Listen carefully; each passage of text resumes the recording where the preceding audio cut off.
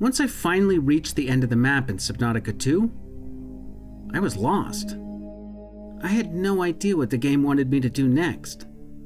To make things easier on you, here's everything you need to know about how to beat the game. First, you'll need to upgrade your scanner and sonic resonator. You'll find the bioscanner upgrade in the wreck with ISO's black box signal, about 600 meters south of the alien ruins. Just swim to the bottom of the wreck and scan it. You can find one feedback resonator part in the wreck next to Sing's black box, and the second one on the ground near Zip 2's black box at the end of the map. Once you've upgraded to the feedback resonator, follow the purple tendrils to find all 3 bloom sites in the end. But these are different than before because the cankers are armored now, and they'll close up when you get near them. So, if you try to use the regular sonic resonator, you won't be able to get close enough to destroy them. Plus, you'll get attacked by bloom parasites, which can do a lot of damage. The feedback resonator has a longer range, so you can get far enough away to destroy them without taking too much damage. Just wait until the circle in the middle of your screen turns green to take the shot. This will also destroy nearby parasites. Once you clear all 3 bloom sites and the cankers around the angel comb, the core will open. And when you interact with it, you'll gain the Axum vision adaptation.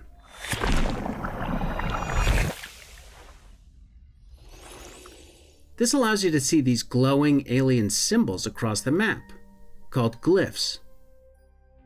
But you won't be able to translate them until you scan the Rosetta stone. You can find this structure 225 meters south of the alien ruins. Once you scan it, you'll get the Axum translation ability. This allows you to finally read these glowing alien symbols. Then, return to the Angel Comb and head 120 meters southeast to find the lower generator control room. When you enter the portal next to the glowing symbol, press the big red button in the middle to lower the power plant heat pipe.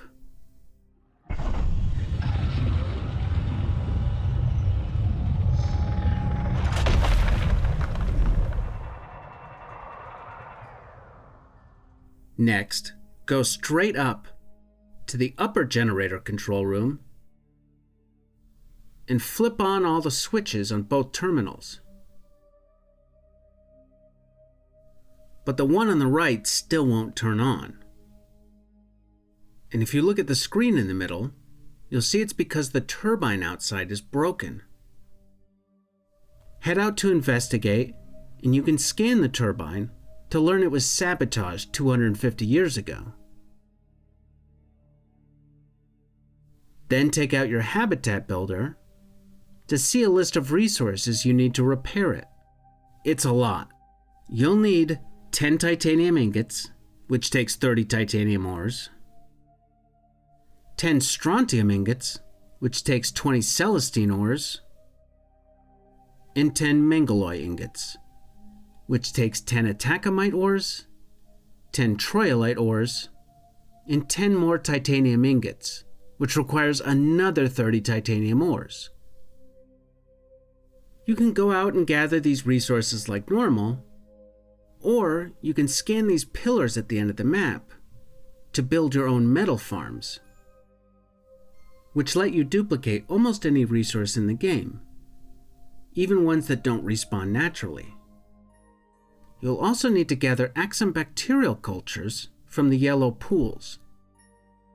There are 5 of these in total, but some of them might fall below the map if you're not careful, as well as mineralized clinkers, which you can find in the area, that give you troilite. Since these resources don't respawn, you might want to load them into your tadpole storage, so you don't lose them in case you die. Then you can build a metal farm anywhere, as long as it has power. Just load a resource into the slot, wait for the timer to run out, and use the Resonator to blow up the test tube on top to collect the dupe resources.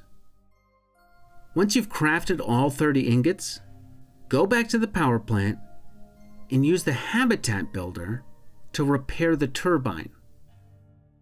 You'll need to load some of the ingots into the storage on your tadpole to make sure you have enough space.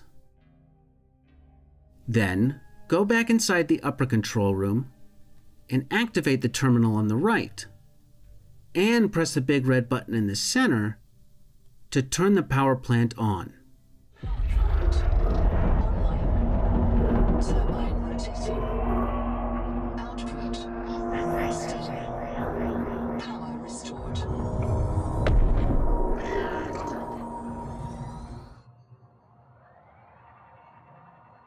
With the power plant back online, you can finally go back to the observatory, where you'll see these glowing symbols leading up to the front door. Once you go inside, select the Axum door terminal to open it.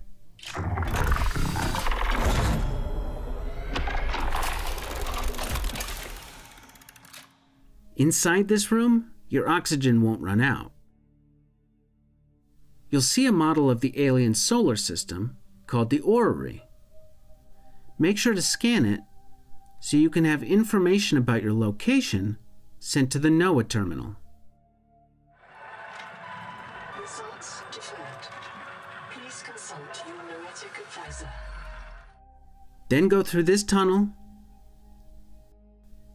and activate this terminal to get the last bit of lore in the game, which I won't spoil. And afterwards, you'll get the early access end screen. And that's it, you beat the game. But there's one more thing you can do.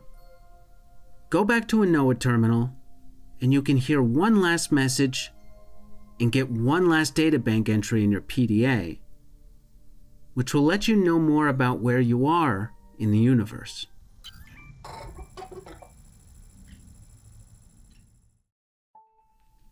If these steps helped, please leave a like and subscribe for more easy how-to videos.